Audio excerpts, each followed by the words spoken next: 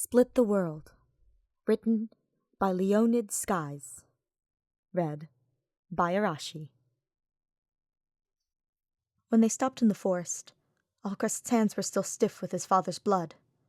They'd been in a forced march for hours. Every part of his body that didn't hurt was numb. He hadn't noticed until today that corrupted could bleed. He had to do it. Because one of them needed to, and Diamant certainly couldn't. What kind of king killed his father?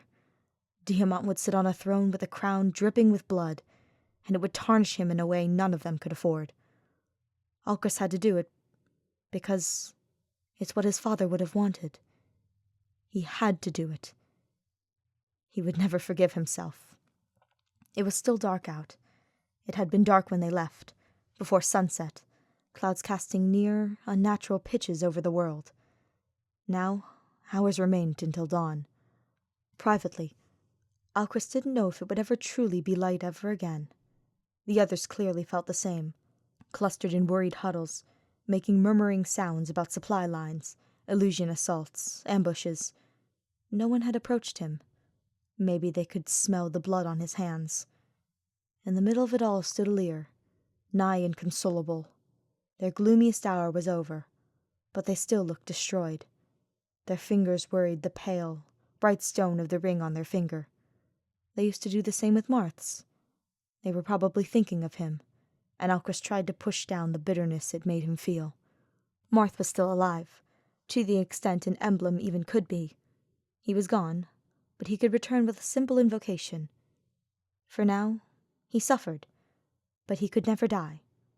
The loss would hurt, but it was not their final parting. It wasn't fair that Alir got someone who could just... Alcryst clenched his fists until his nails cut through the film of dry blood into drawing it anew, shoving the treachery away. That wasn't a thought he could have. It wasn't their fault that the only person they had left couldn't die. It wasn't their fault that when it came down to it, they were the one who gave the orders, who called with a cracked voice that Morian should be put out of his misery. It was a bitter sense of loathing, and entirely unfair. They didn't have a choice. No one could have saved him, not when he was already dead. It wasn't their fault. If anyone was deserving of that hatred, it was Alcryst himself. He was a good shot. He had experience now, knowing just how tight he had to pull his bowstring for the killing blow. He knew the strain, the stretch. Just a little more, and the arrow would fly true, through the neck, puncture the windpipe, silence the groaning of a man who was no longer Alcryst's father. Diamant had been going in for the kill. Alcryst pushed in, took the final shot right before those noble hands could be forever stained. It was not Alir's fault. It could never be Alir's fault, when the blood soaked Alcryst's hands. They hadn't been able to retrieve the body. It all happened so fast. 1 minute, Alcryst was watching his father's knees buckle. The next, Alir was calling their retreat, each of them sprinting from the cathedral as fast as their legs could carry them, fell cackling echoing in the halls behind them. There had been minutes in between, but already they were foggy, shrouded. Alcryst could remember his heart thudding in his chest. He remembered lurching forward. He tried to stop the bleeding.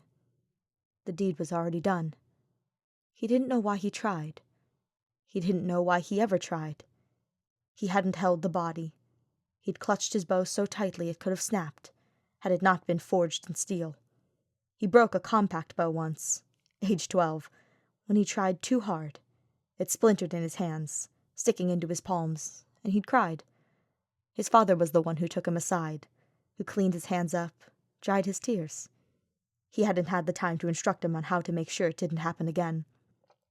The memory would rest uneasily now, in the knowledge that Alcryst had taken that skill, almost resembling a virtue, and used it to end him. Diamant was the one who held the body, picture perfect as always, knees on the cold marble floor, armor not even slightly askew on his shoulder, his cloak dipped in a kind of blood that should never stain the Brodian royal red. It shouldn't stain so much as blend, but Diamant could burn it. Alcryst could not burn away all that he had done. There had been no words between them since that moment. Maybe Diamant had tried to say something, Alcryst couldn't remember. He should remember. He should be able to think more than the cold feeling of dread, the sickness shaking his hands. Or maybe Diamant hadn't said a word. Maybe he hated Alcryst, no matter how necessary the evil was. Maybe he was fuming, wishing for some better outcome where his little failure of a brother didn't have to add patricide to all those many wrongs. Maybe he hated Alcryst for not finding another way. If they could never speak in the same way again, that was okay. He couldn't blame Diamant for nursing a little kernel of hate. The burden of Diamant's hate was light, in comparison to what could have been. Alcryst didn't care if Diamant loathed him forever. If he could only spare him the hatred Alcryst felt, knowing he'd murdered his own father. There was no weight for Diamant to carry. Not this way. He could be the one he'd always been. The perfect son, the perfect heir, the perfect king, free to carry out his work untarnished. If it was all so good, though, why couldn't Alcryst feel any relief? Alcryst. He startled. That was Diamant's voice. Calling him, no less. What could he actually want with him? He couldn't guess. There was nothing that could be said that would lessen the blow of what had just happened. There was no taking back everything that took place in that forsaken cathedral. Over here, Diamant! He stood on his toes. Waved. It felt like a lighter movement from lighter times. Something someone like him shouldn't be able to do. It had Diamant materializing through the group anyway. I was wondering where you got to, he said, and he sounded worried. Thinking about the future of Brodia, no doubt. Alir is getting ready to move out. I wanted to make sure you didn't get left behind. It would be fine if he did, and they both knew it. Still, Diamant feigned Alcryst's importance as easily as breathing. He'd always been good at that. I'll keep up, he promised. You don't need to check on me. Diamant shook his head, and then his movements stopped short. Are you injured? What? No. Not even a scratch on him. They'd had Jade and Louis bringing up the rear, making sure no one got caught off guard by the chasing forces. He was fine. Diamant's brow furrowed. But there's blood on your hands. Alcryst couldn't help it. When Diamant reached to check on him, he flinched away, withdrawing his stained palms. It's not mine. He couldn't meet Diamant's eyes. All right, Diamant answered, but he sounded uncertain. Let me help you wash it off. You really don't need to do that. We're meant to be leaving soon anyway. Alcryst. There was a weight to his voice that Alcryst didn't hear often, the kind Diamant used when he spoke to Father. When he used to speak to Father. When he could. Before Alcryst killed him. They won't have thrown out the water from the infirmary yet. Let me do this one thing, and then I swear I'll leave you be. Alcryst sighed, but that was all the time he was going to get to collect himself. Diamant practically marched him over to the makeshift field infirmary, taking the heated basin of water aside to a pair of stools. When Diamant looked up, it was to see Alcryst still standing there, watching, hesitating. Diamant gestured at the other stool. Come on. He didn't sound impatient just yet, but he probably would. This was definitely just an act, Diamant putting up with him because he had to, because Alcryst was the only person he had left. If you're sure it won't take too long. It won't, Diamant said, wasting no time in picking up a cloth. When the water touched Alir's hands, it was still warm. So warm, he realized, that his hands weren't nearly numb. Ah, you were right. It was just enemy blood. Alcryst wanted to throw up. Diamant, it's... Diamant's hands stilled in his work. Ah, he said, and then he resumed, his ministrations gentler. I see. Alcryst blinked.